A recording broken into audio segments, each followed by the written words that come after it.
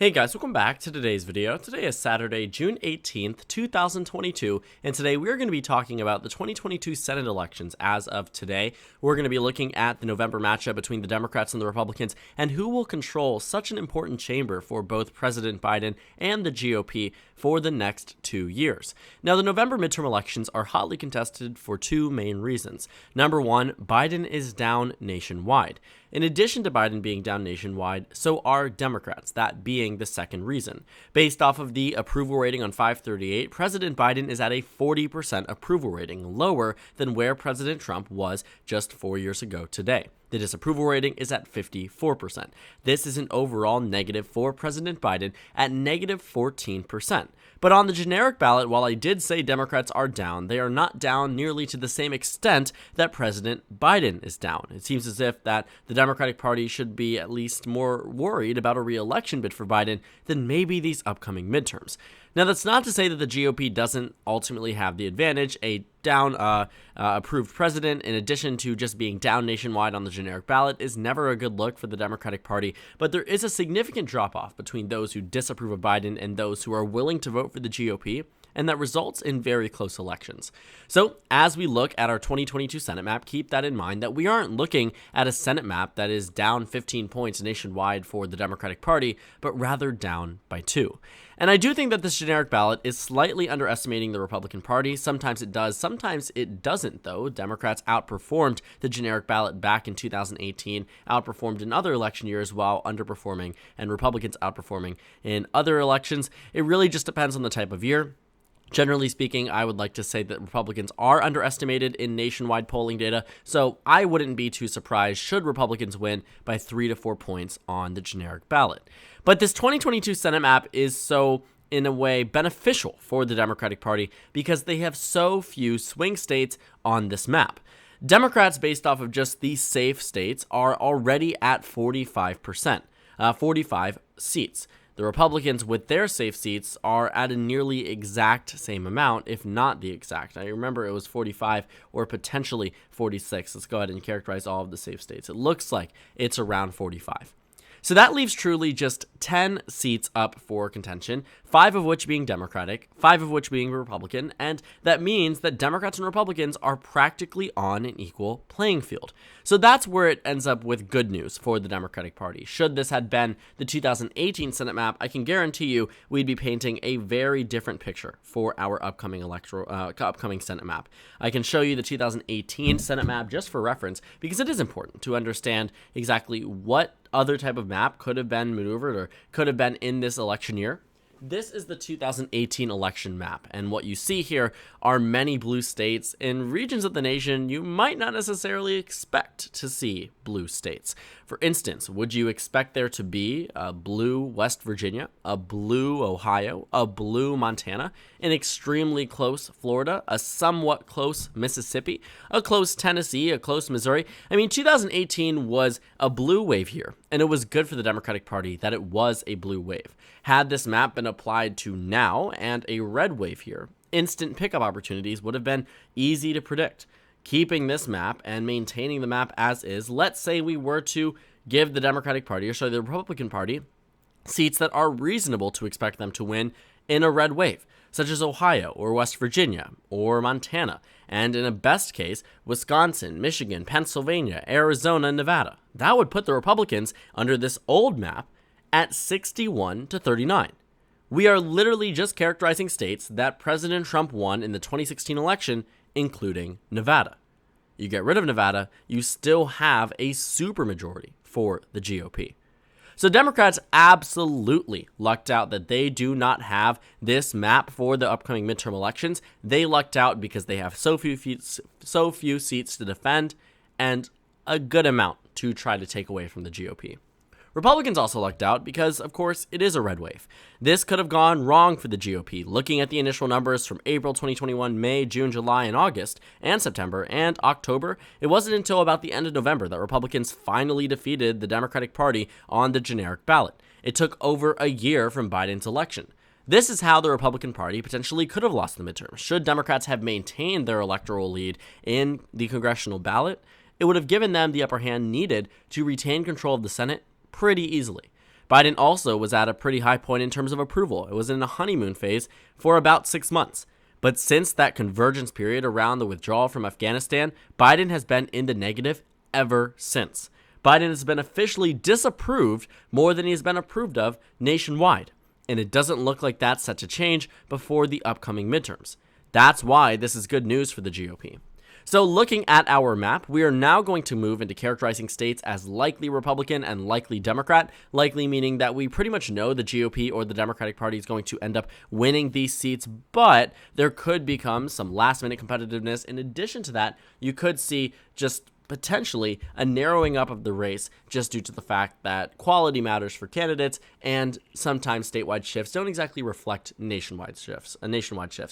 See Florida 2018 or Pennsylvania 2014. So let's go ahead and characterize. The states that we are going to characterize as likely are not that many. Most of these states are going to be characterized by less than a likely characterization. But the first likely state I would characterize is the state of Colorado. Looking at Colorado right now, Michael Bennet is in a very good position. Realistically, he isn't going to lose. Biden won the state by 14. Should you shift Colorado by any margin that was shifted between 2020 and a special election or a general election such as Virginia's governor's race or Texas's 34th district, any type of shift of that caliber still wouldn't move Colorado. In addition to that, you're working with an incumbent. You're working with a popular incumbent. And when taking a look at some of the numbers out of Colorado, Michael Bennet maintains a 13-point lead against both Republican contenders. Seeing that Biden won the state by 14 but is now down nationwide, I wouldn't agree that Bennet is going to win by 13, even though it is within the realm of possibility. I would say maybe a 7 to 8 point victory is more realistic, but still very solid for the Democratic Party.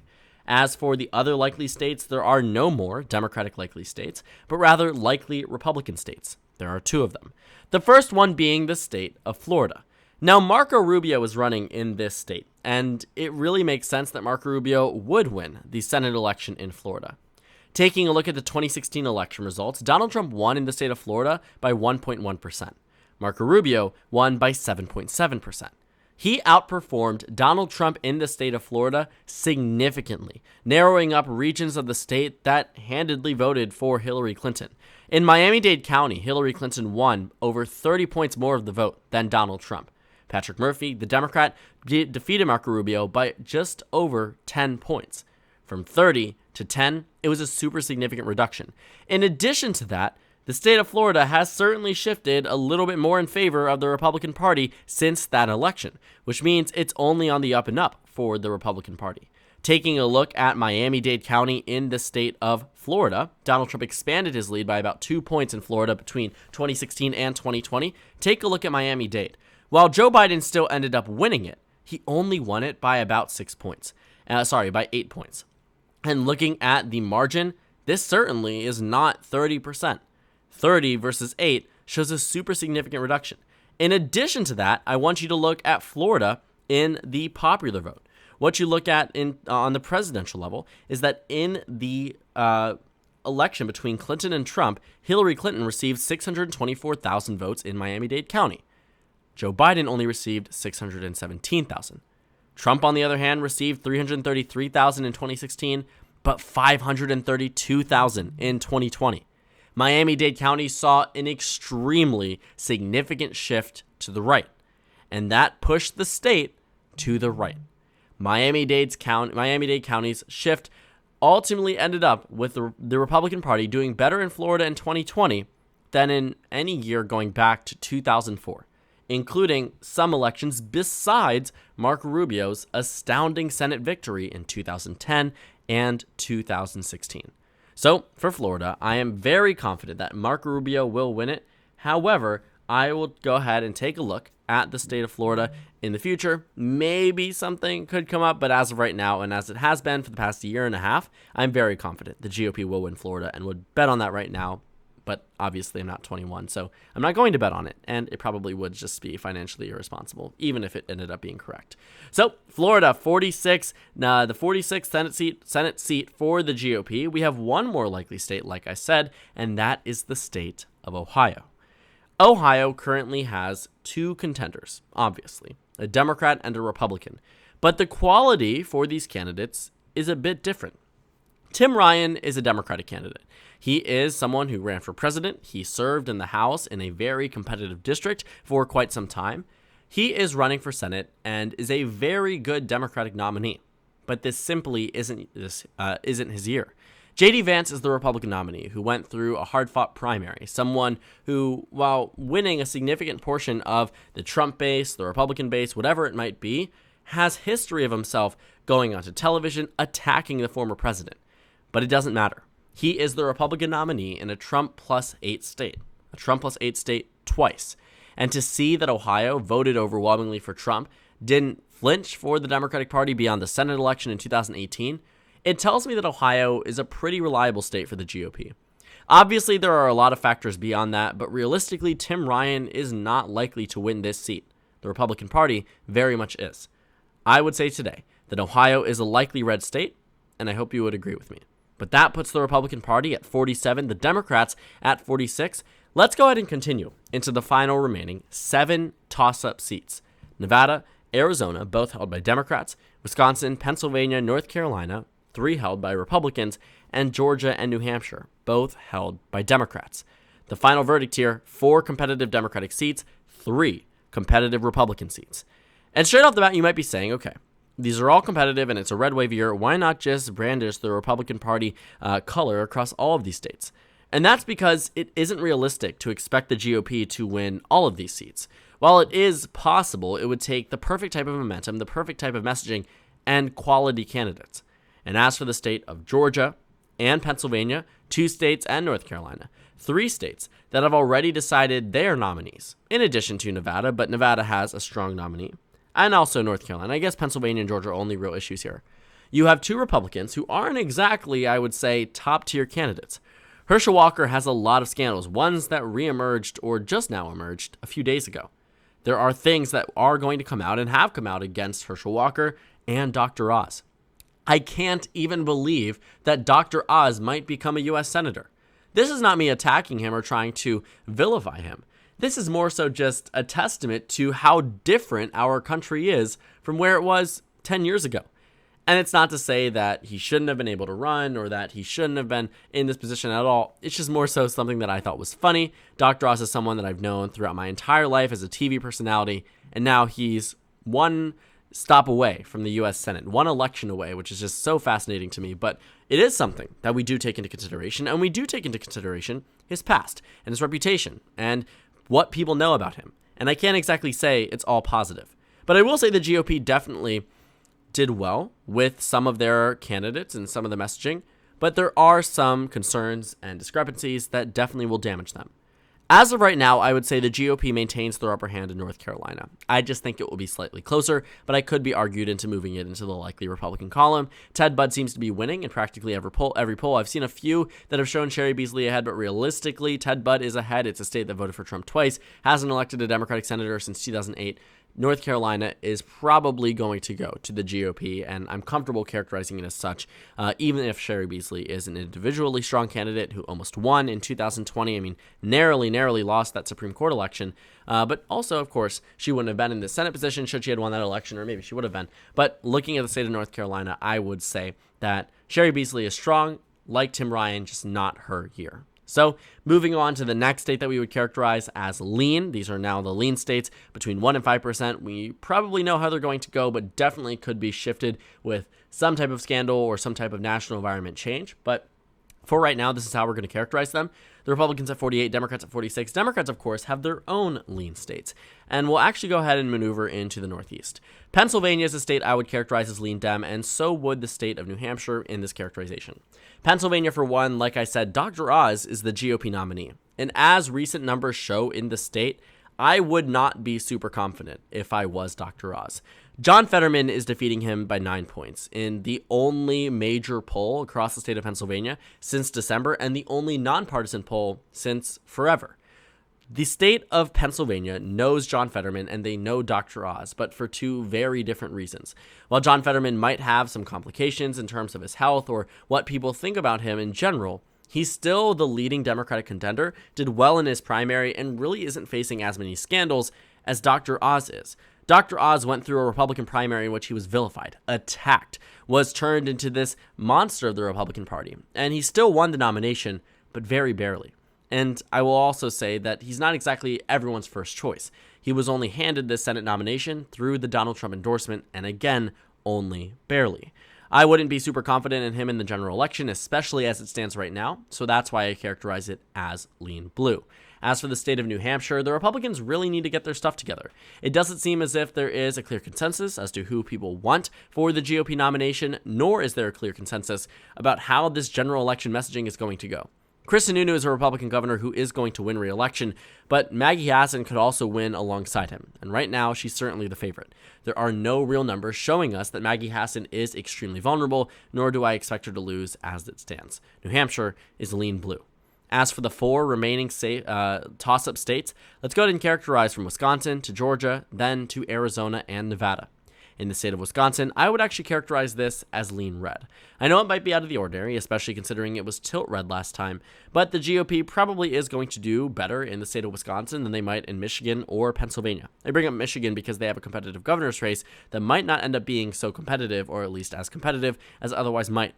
Pennsylvania is the same thing for the governor election and the Senate election. It seems as if there is something happening in the Rust Belt that is slightly benefiting the Democratic Party, but it's not necessarily translating to Wisconsin.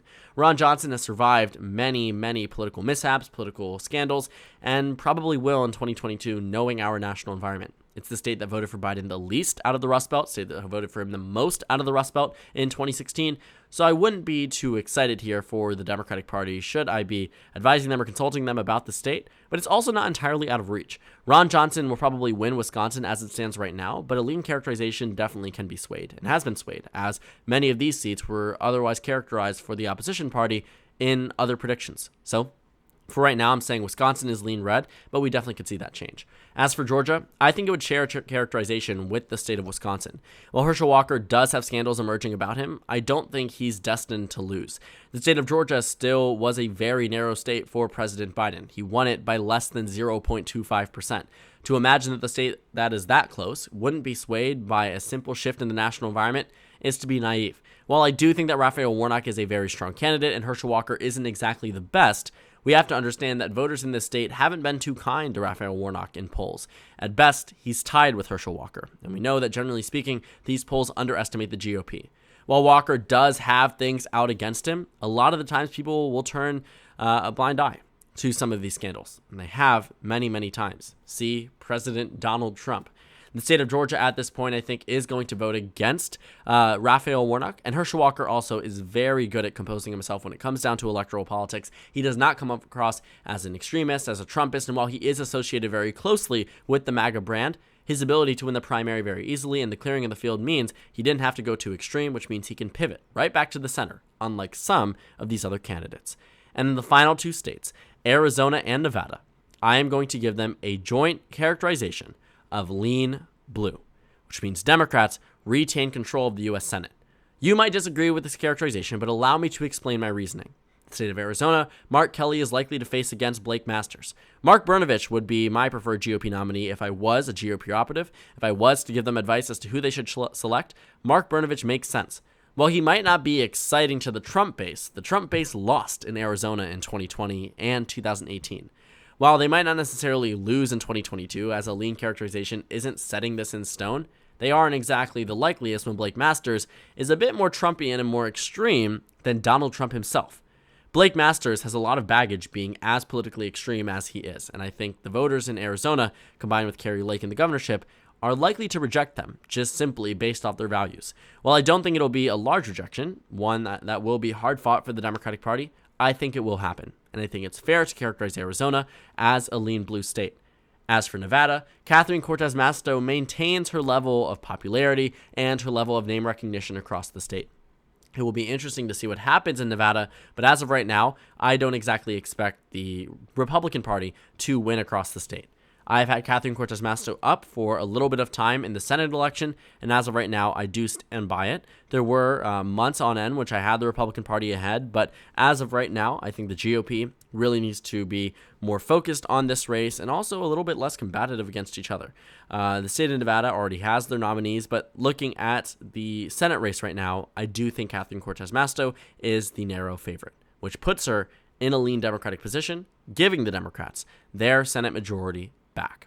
So, looking at the map, 50-50, the flips for the GOP, Georgia. The flips for the Democrats, Pennsylvania. I know this map is not exactly as interesting as you might have hoped or as riveting or exciting, but it is where I believe the map stands.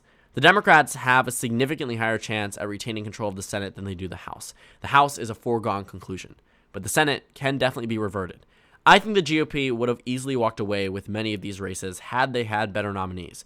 Had they had Dave McCormick or better yet Sean Parnell in Pennsylvania.